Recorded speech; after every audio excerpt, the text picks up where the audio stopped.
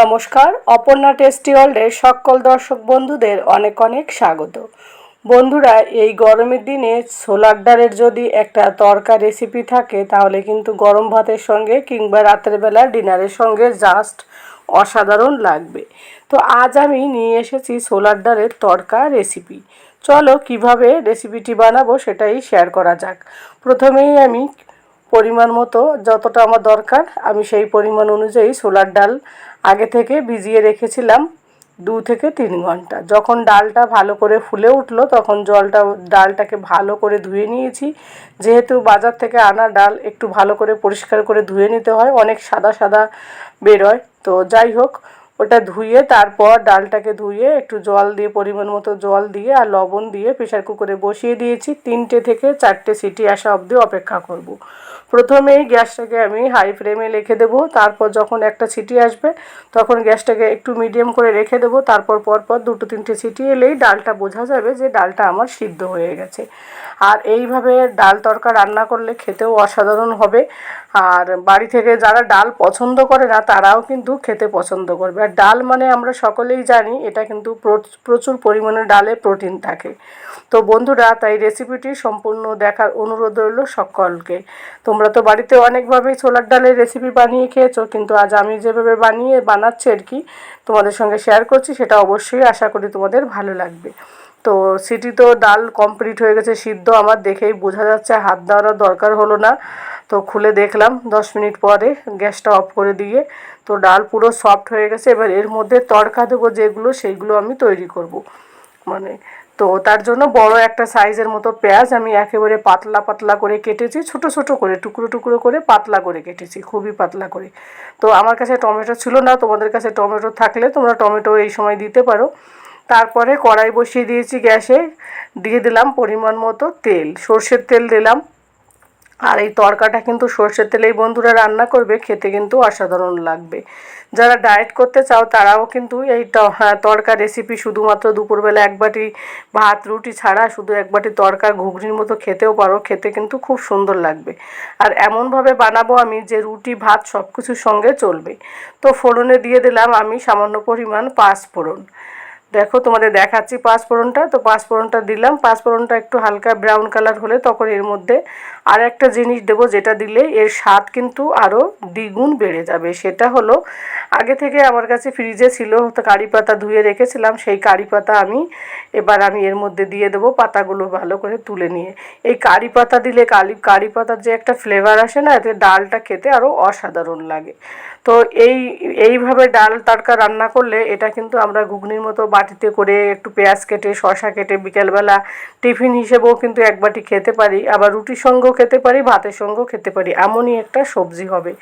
তো যাই হোক, তারপর আমি কারি পাতা দেওয়ার পরে কারি পাতাটা ফ্রাই হয়ে যাওয়ার পর আমি এবার ওই কেটে রাখা যে আগে থেকে পেঁয়াজ কেটে রেখেছিলাম সেই পেঁয়াজটা আমি এর মধ্যে দিয়ে দেবো। আর দিয়ে দেবো আগে থেকে লবণ।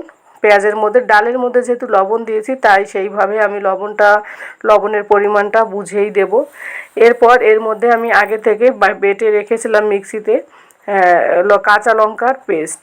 শুকনো লঙ্কা কিন্তু আমাদের শরীরের পক্ষে খুব একটা ভালো না, তো কাঁচা লঙ্কা যেহেতু ভিটামিন সি থাকে প্রচুর পরিমাণে, তো কাঁচা লঙ্কা খেলে তবু অতটা ক্ষতি হয় না। তো আমি আগে থেকে পেস্ট বানিয়ে রেখেছি, তো সেই পেস্ট থেকে 1 চামচের মতো কাঁচা লঙ্কা দেবো। পেঁয়াজটাকে একটুখানি হালকা করে একটুখানি ছড়িয়ে দিলাম, যাতে একটু হালকা ফ্রাই হওয়ার পরেই দেবো এগুলো। তো পেঁয়াজটা লাল লাল করে ফ্রাই হয়ে যাওয়ার পরে আমি এর মধ্যে আর একটা জিনিস দেবো, সেটা হলো আদা রসুনের পেস্ট।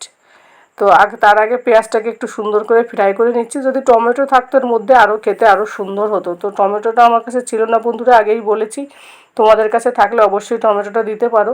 তো পেঁয়াজটা লাল লাল করে ফ্রাই করার পর 2 চামচের মতো আদা রসুনের পেস্ট আমি এর মধ্যে দিয়ে একটু হালকা জল দিয়ে দেবো, যাতে মশলাটা জ্বলে না যায়। যেহেতু পেঁয়াজটা পুরো আমার কমপ্লিট হয়ে গেছে ভেজে নেওয়া, তো এর মধ্যে জল নেই, তো ওই কারণে একটু হালকা জল দিয়ে দিয়েছি। দেখো, এবার আমি এর মধ্যে দিয়ে দেবো 1 চামচের মতো লঙ্কার পেস্ট।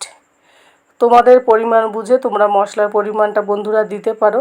তো জল দিয়েছি, এবার এই লঙ্কার পেস্টটা দিয়ে দিলাম। এবার যে ড্রাই মশলাগুলো আছে সেই মশলাগুলোই দেবো, খুব একটা মশলা না, হালকা পাতলা মশলাই দেবো।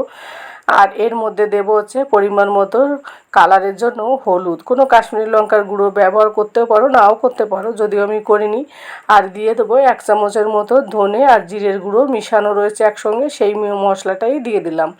দিয়ে এবার এই মশলাগুলোকে বেশ ভালো করে কষিয়ে নেব। যতক্ষণ এর থেকে তেল ছাড়তে না শুরু করবে ততক্ষণ বেশ ভালো করে কষিয়ে নেব। যেহেতু জলটা আগে থেকেই দেওয়া হয়েছে ওই কারণে এখন আর জল দেব না আমি। তো দেখো মশলাটা কষানোর পর কালারটাও খুব সুন্দর এসেছে আস্তে আস্তে করে। তো তেলটাও ছাড়তে শুরু করেছে। আর 2 মিনিটের মতো নাড়াচাড়া করে নেব যাতে মশলা থেকে ভালো সুন্দর একটা ফ্লেভার আসতেও শুরু করেছে। আর মশলা থেকে এই ফ্লেভার আসলে না ডালটা খেতেও কিন্তু অসাধারণ লাগবে। তো দেখেই বোঝা যাচ্ছে আমার মশলাটা কিন্তু পুরো কমপ্লিট বন্ধুরা।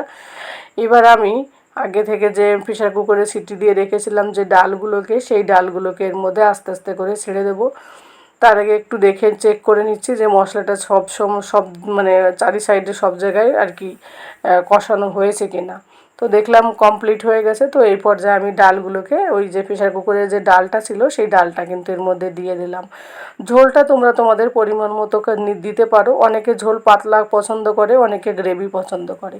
তো আমি একটু গ্রেভি এই কারণে বানাবো যেহেতু এটা রুটির সঙ্গেও খাওয়া যাবে, সেই কারণে। যদি শুধু ভাতের সঙ্গে খেতে হয় তাহলে একটু গ্রেভি কম দিলেই হবে।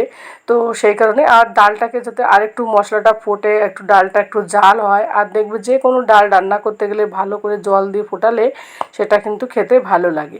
তো একটুখানি ডালটাকে নাড়াচাড়া দিয়ে এবার ওই প্রেসার কুকার ধুয়ে আমি এর মধ্যে পরিমাণ মতো জল দিয়ে দেবো। আর ডালটা এতটা সফট হয়ে গেছে যে আমি যখনই নাড়াচাড়া দিচ্ছিলাম তখনই মনে হচ্ছিলো ভেঙে ভেঙে যাচ্ছিলো, এরকমটা হয়েছে আর কি। আর খুব সুন্দর হয়েছিল, সফট হয়েছিল, দেখেই তোমরা বুঝতে পারছো। তো আমি আবার পরিমাণ মতো জল দিয়ে দিলাম। এবার এই জলটা ভালো করে ফুটবে, তখন এই ডালটার টেস্ট কিন্তু আরও দ্বিগুণ বেড়ে যাবে আর মশলাগুলো ডালের সঙ্গে ভালো করে মিশে যাবে। সেই কারণে আমি একটু জল দিয়ে দিলাম। আর ঢাকা চাপা দেওয়া লাগবে না যেহেতু সব কিছু সিদ্ধ হয়ে গেছে। জাস্ট এইভাবে হাই ফ্লেমে রেখে দিয়ে যখন ডালটা ফুটতে শুরু করলো তখন আমি মিডিয়াম আঁচে রেখে দেবো। দেওয়ার পর তারপর দেখো ডালটা দেখো কত সুন্দর কালার এসেছে। আর এইরকম ডালের রেসিপি থাকলে গরম গরম ভাতের সঙ্গে কিংবা রুটি পরোটার সঙ্গে জাস্ট অসাধারণ জমে যাবে। আর গরমের দিনে অনেক সময় মশলা বেশি খেতে ভালো লাগে না, এরকম হালকা পাতলা ডাল থাকলে সেটা কিন্তু অসাধারণ হয়। তো বন্ধুরা দেখো কথা বলতে বলতে এদিকে ডালটা জলটা কিন্তু অনেকটা শুকিয়ে এসছে। এবার আমি গ্যাসটাকে অফ করে দেব, কেন কি এখন যে ঝোলটা আছে যখন ডালটা ঠান্ডা হয়ে যাবে তখন কিন্তু এই ঝোলটা আরও টেনে যাবে, ডালটা আরও টেনে নেবে। তো ওই কারণে আমি এখন একটুখানি গ্যাসটা মানে একটু অফ করে দেবো। তো দেখছিলাম ডালটা পুরো একদম সফট হয়ে গেছে, একটারও কোনো চিহ্ন মাত্র নেই। দেখতে যতটা সুন্দর হয়েছিল না লোভনীয়, আর খেতেও খুব সুন্দর হয়েছিল। তোমাদেরকে আমি সার্ভ করে দেখাচ্ছি ঠান্ডা হওয়ার পরে। তো একটা পাত্র নিয়ে নিলাম বাটিতে। তো ডালগুলো দেখো, ডালটা আস্তে আস্তে করে সার্ভ করে দেখাচ্ছি, কত সুন্দর কালার এসছে। একেবারে মনে হচ্ছে ভাত রুটি ছাড়া চামচ দিয়ে একটু পেঁয়াজ কেটে রেখে উপরে একটু চাট মশলা দিয়েও কিন্তু খেতে অসাধারণ লাগবে, একটু লেবুর রস দিলে খুব সুন্দর হয়েছিল খেতে। তো বন্ধুরা এরকম রেসিপি যদি তোমাদের ভালো লাগে ডালের এই তড়কা ডালের এই রেসিপি অবশ্যই তোমরা কিন্তু বাড়িতে একবার হলেও ট্রাই করতে পারো। আশা করি সবাই কিন্তু একবারে চেটেপুটে খাবে।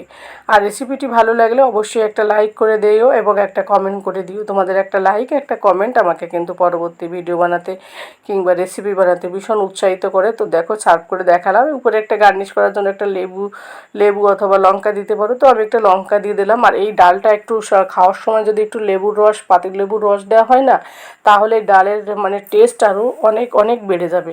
তো বন্ধুরা আমি তোমাদেরকে ভাতের সঙ্গে দেখাচ্ছি। দেখো আমার ছেলের জন্য ভাত নিয়েছি থালায়। তো এই ডাল খেতে ভীষণ পছন্দ করে, গন্ধ শুনেই বলছে মাম্মা কখন দেবে। তো ওকে এই ডাল ভাত দিয়ে এবার আমি ওকে মেখে দেবো। তো ও এই ডাল ভাত খেতে ভীষণ পছন্দ করে। বাচ্চারা কিন্তু অনেক সময় ডাল খেতে চায় না, কিন্তু এইভাবে রান্না করলে বাচ্চারা কিন্তু খুব সুন্দরভাবে মনোযোগ দিয়ে খেয়ে নেয়। তো বন্ধুরা আজকের রেসিপিটি এখানেই শেষ করছি। সকলে ভালো থাকো, সুস্থ থাকো এবং সাবধানে থাকো। দেখা হবে তোমাদের সঙ্গে অন্য কোনো দিন অন্য কোনো রেসিপিতে। আর লেবু দিয়ে দেখো এবার ছেলেকে খেতে দেবো। তো আজ এই পর্যন্তই, tata, bye bye, good night.